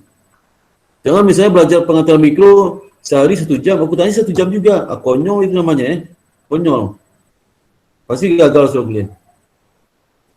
Kalau saya begitu strategi saya itu kalau belajar di semester 1 itu, saya bedakan alokasi waktu saya belajar masing mata kuliah. Boleh banyak kalau pengantar akuntansi, pasti hampir tiap hari saya belajar. Kalau tidak 2 jam sehari. Itu chapter yang sama. Latihan banyak tuh, 1 latihan sehari itu sekitar 2 latihan, berhenti besok 2 latihan lagi. Yang latihan berberat itu, yang problem. Tapi kalau pengantar mikro saya baca sambil duduk, saya baca ya. Baca sambil duduk, pengantar manajemen sambil nonton TV saya baca. Tapi kadang-kadang ya itu kadang saya ringkas paling gampang tuh ringkas tuh. ringkas, kita paham, udah selesai, tutup aja. Kalau akuntansi berulang-ulang, latihannya nggak bisa. Waktu lebih banyak. Jadi kalau misal waktu seminggu itu sehari itu belajarnya 6 jam sehari belajar, berarti kan 6 kali 5 kan 30 jam. 30 jam kan? Waktu itu 6 jam belajar sehari. Berarti 30 jam seminggu sudah belajar. Belajar di luar kuliah, belajar mandiri 30 jam. 30 jam lu selalu kasihkan berapa jam belajar di pengetahuan akuntansi, berapa jam belajar mikro, berapa jam untuk belajar matematik, berapa jam untuk belajar bahasa Indonesia, agama dan sebagainya. Itu dikasihkan waktunya. Mungkin agama, mungkin kalau matematik mungkin 2 jam seminggu belajar. Kalau pengetahuan akuntansi mungkin 10 jam ya, 10 jam. 2 jam sehari kali 5, 10. Akuntansi itu ya. 20 jam lagi mungkin dia kasih kemana-mana. Tapi terkadang saya walaupun dia kasih itu paling banyak, pasti banyak juga belajar akuntansi. Contoh sehari itu 2 jam. Kan bisa lebih 3 jam belajar. Kenapa? Kenapa 3 jam? 2 jam? Karena penasaran kan. Oh ternyata satu soal itu bisa 1 jam ternyata. Karena saya belum terlatih. Dan saya harus sampai paham. Jadi kalau sudah selesai saya mengerjakan soal akuntansi itu, saya nggak berhenti. Saya renungkan kok bisa gini jawabannya. Apa makna di jawaban? Maksudnya apa soalnya? Kenapa kok segini jawabannya? Kok ini diganti dapat segini? Itu merenung itu bisa habis waktu. Jadi kadang lebih 2 jam. Besok juga itu, besok target 2 jam ya. Kita merasa 3 jam ya belajar.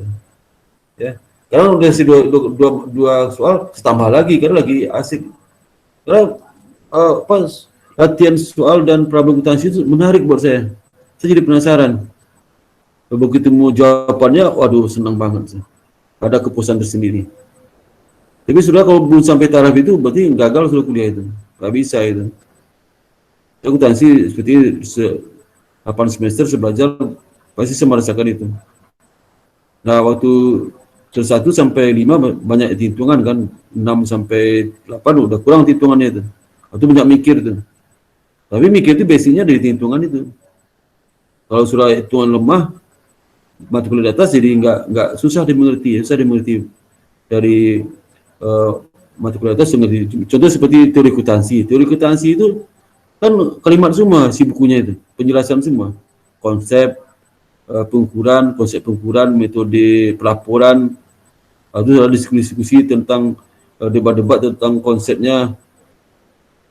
Nah itu sudah bisa ngerti kalau sudah menguasai akuntansi keuangan, pengantar akuntansi, akuntansi keuangan menengah, advanced accounting, menguasai teknisnya, sehingga baca buku cepat ngerti. Tapi kalau nggak menguasai mata kuliah itu nggak akan ngerti baca buku itu, ya nggak akan ngerti. Sama seperti mata kuliah SPM, Sistem Pengendalian Manajemen.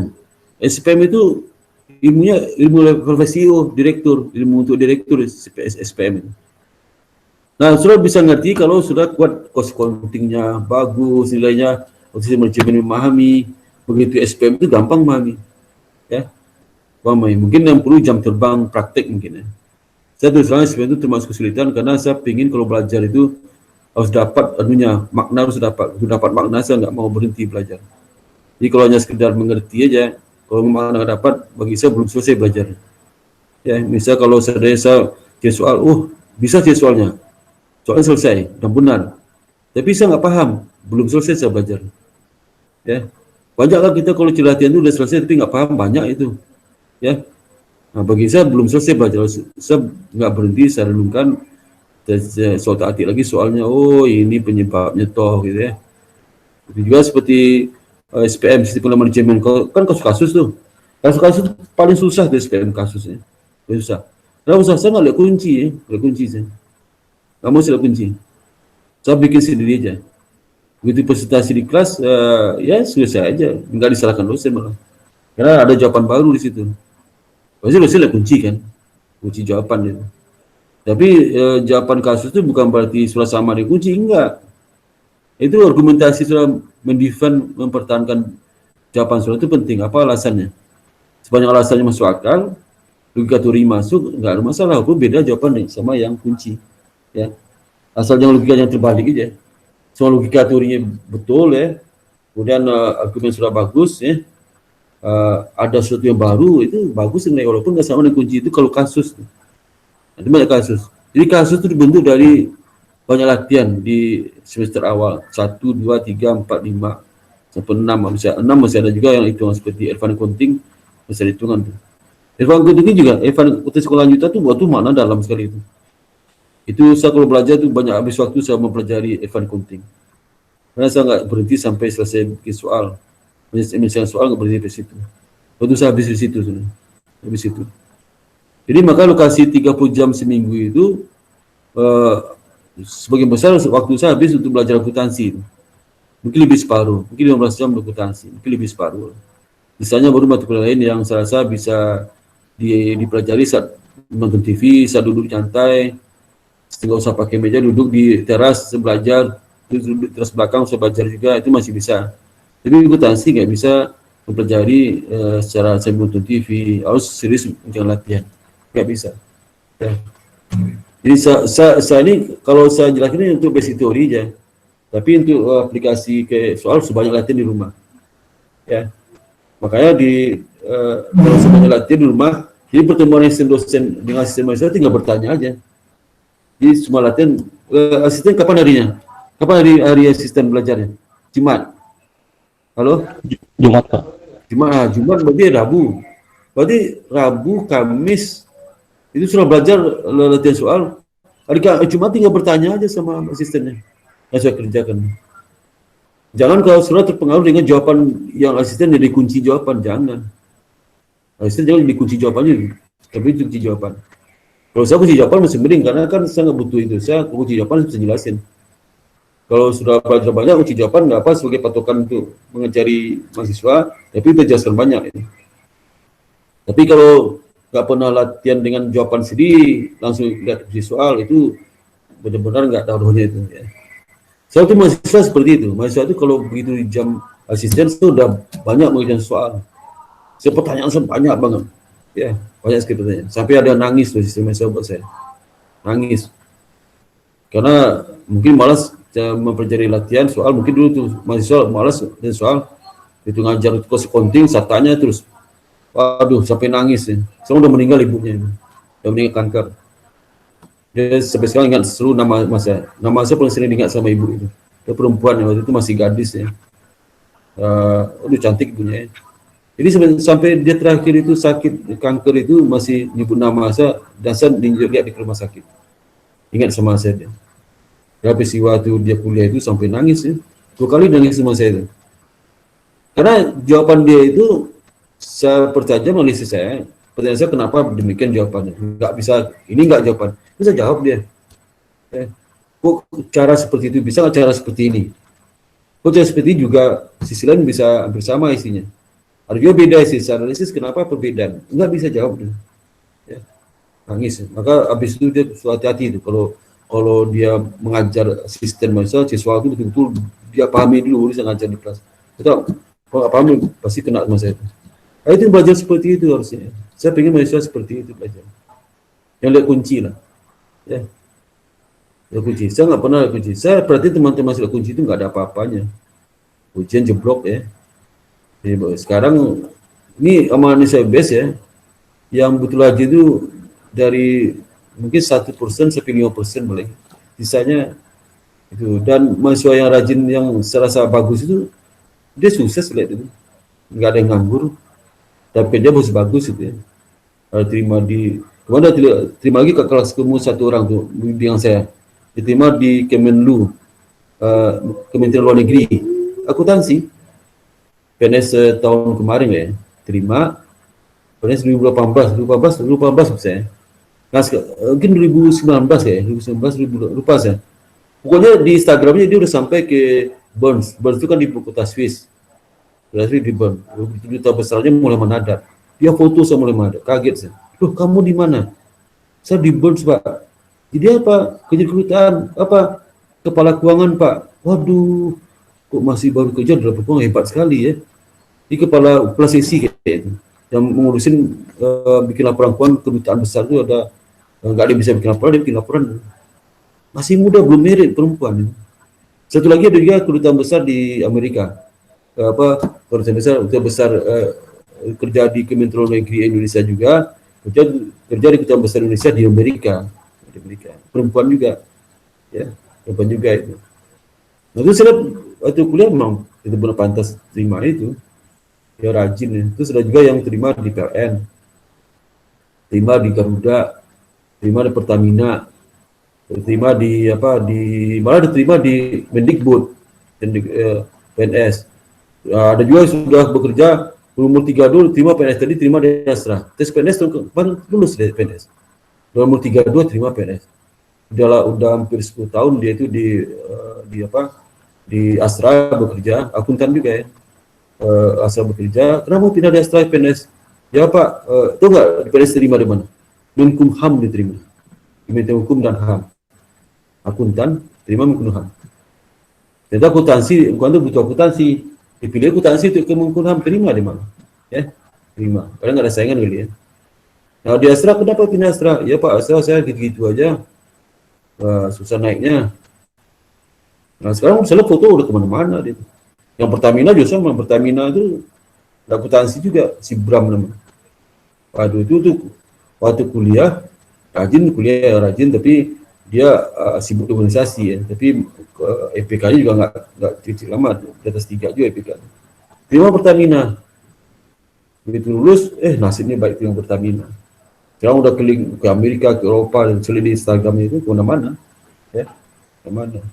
Jadi yakinlah kalau sudah belajar di kuliah ini sudah nggak akan menyesal nanti. Justru menyesal kalau nggak belajar. Waktu belajar di kuliah inilah, ya. Kuliah. Ada juga yang dikerja di Jerman, ada juga akuntansi, Sirio. Dia besok ngasih kuliah itu tuh. Nah, nanti kamu dengar dia ada sekarang lagi di Indonesia, Sirio itu angkatan pertama. Di Jerman tuh kerja di BASF. Itu grup di Jerman punya, dia ada perusahaan di seluruh Indonesia, di seluruh dunia, di Indonesia ada perusahaan. Dia banyak bidang kimia. Nah, dia itu jadi senior, sekarang senior auditor. Nah, khusus mengawasi area Afrika. Homestay-nya di Jerman. Ya, MS2 di Jerman, MS2 Jerman, kumlot lulusnya, diterima kerja. Ya. Nah, di Indonesia sekarang besok saya minta waktu di Indonesia, baru saya hubungi dia, terus kami kasih sharing ke adik-adik kelas kamu, pengalaman kamu tuh lokasi Rio. Ya Pak, jadi saya udah ngubungi hima akuntansi ya, supaya diundang lah si Rio itu untuk berikan motivasi pada adik mahasiswa. Dan kemungkinan Desember ya Desember atau ada tuh. Jadi hima akuntansi mengadakan. Kalau bisa kamu datang lah itu ya. Ini pakai Vicon ya. Saya harapkan kalau nanti saya kasih tahu di grup ya, suruh datang masuk join tuh. Luar biasa si Rio itu ya. Dia masih bujangan. Dia punya istri itu. Sama kayak Ijul, sangkatan Ijul itu, ya. Masih bujangan.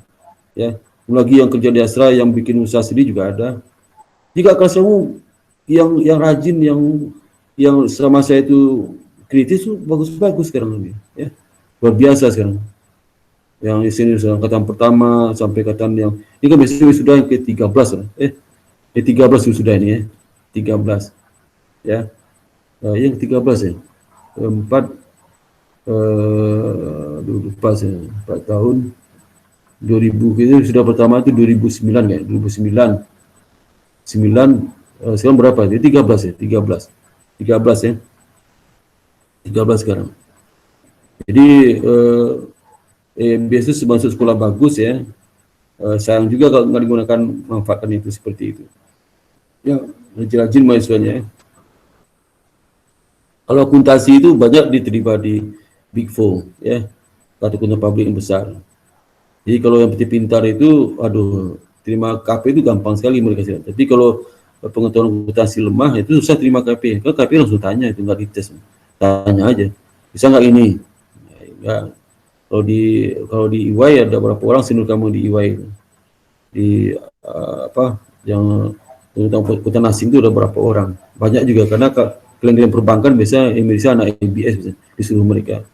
Mas IBS kan kena perbankan. Jadi kalau kliennya dari industri perbankan bisa pakai IBS untuk audit. Ya. Itu. Jadi perlu pelajari mumpung pengantar akuntansi ya. Ya. Oke ya. Mengerti enggak? Siap. Mengerti, Pak. Mengerti ya? Pak. Mengerti, Pak. Jadi usahakan belajar banyak, nggak rugi sudah belajar banyak, latihan banyak. Jangan nunggu di saya ya. Bisa mumpung masih pengantar akuntansi ya. masih belum susah, nanti intermediate susah lagi itu, advanced accounting susah lagi. Tapi kalau mau jalani di bawah dengan baik nggak ada masalah sih. Aduh, yakin aja sesudah kamu yang pintar di kelas itu, yang rajin, kritis, aduh bagus sekarang itu, bagus karirnya, ya, bagus karirnya. Biar jual akuntansi yang biasa-biasa aja, ya kerjanya kerja yang tempat yang biasa-biasa, gaji biasa-biasa, karena masih kontrak, betul dengan libur panjang pindah lagi. Tapi kalau pintar itu ada juga yang biasa akuntansi, pernah cerita sini, terima di BCA, OTP, langsung sekolahkan ke Milan ya, Italia. Kamu mungkin udah pulang ke Italia. Yang kuliah di Eropa itu banyak. Di Jerman ada lagi kakak kelas kamu terima di Pelindo, disekolahkan juga ke Jerman ke Italia itu ke Jerman, ke Maastricht, ke Belanda aja ada kuliah. Saya sekarang itu pintar juga, terima di Pelindo, ya. Jadi bukti pintar itu benar-benar luar biasa. Yang pertama itu banyak bukti pintar. Karena ia masuk tes itu hampir 600 orang, terima cuma 105 orang. Yang angkatan pertama ya.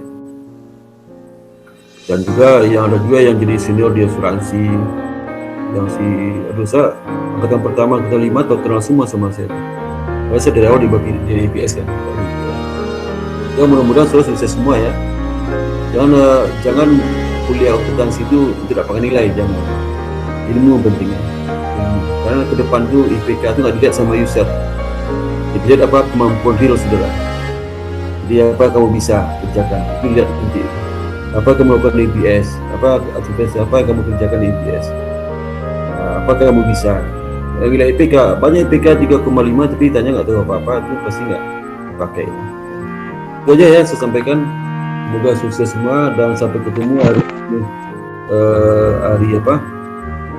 Rabu besok. Dan biasa tugas bikin video sama tugas itu semedia aja. Gunakan sebaiknya media itu dengan betul-betul sudah memahami ilmu yang keseluruhan itu. Kalau sekedar memenuhi tugas itu habisin umur ya, habisin biaya. Hasil mikir soal sudah betul-betul soal cari soalnya tanpa kunci ya. Dan video itu betul-betul sudah pahami ya, bisa menjelaskan tanpa membaca ya. Kalau baca ya sebentar tapi menjelaskan lebih banyak penjelasan yang sudah melakukan ya. Itu saya ingin seperti itu, bukan sekedar untuk itu ya. Saya ucapkan alhamdulillah, assalamualaikum warahmatullahi wabarakatuh ya. Terima kasih. Waalaikumsalam warahmatullahi wabarakatuh. Terima kasih Pak. Waalaikumsalam. Sama-sama.